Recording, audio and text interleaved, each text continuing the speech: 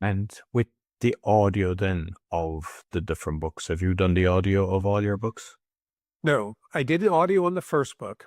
The second book, because it's really for agents and it's something I use when I do workshops and things, I didn't think it lent itself to that. Um, with the influencer, I did not do that. Now, I may go back at some point and do that, or I may go and do it with this book. I take a wait and see approach on that. I want to see how the initial book sales themselves go.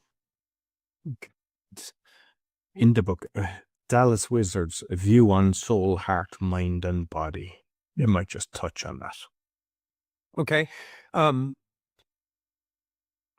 what I was trying to do, Dallas Willard was a Christian philosopher taught at the University of Southern California. I've loved all of his writing. And for me, everybody has an author or two that they say, I like that guy or I like that lady because the way they write or speak, it clicks and it makes me understand things that I didn't understand before. And for Dallas Willard, it was the same. Um, the Bible talks about heart, soul, mind, and body. And a lot of people, I don't think we really give thought to what that is, but the heart is the seat of our emotions. It's where things come from. Even when we're not consciously thinking about it, it's our desires, our will, hopes and dreams, things like that. Obviously, our body is our body, but our body, in a sense, has a mind of its own, right? I mean, these habits that we fall into that we're doing before we even ever think about why we're doing what we're doing.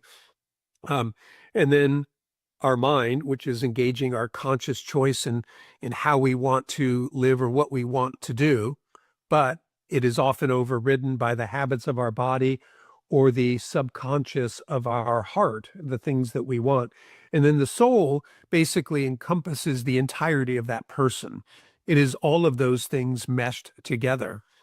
Um, so as I read about that again, it clicked. I'm like, oh, this makes so much sense. Even and as I would read through the Bible and, for example, the Apostle Paul talking about, the good thing I want to do, I don't do.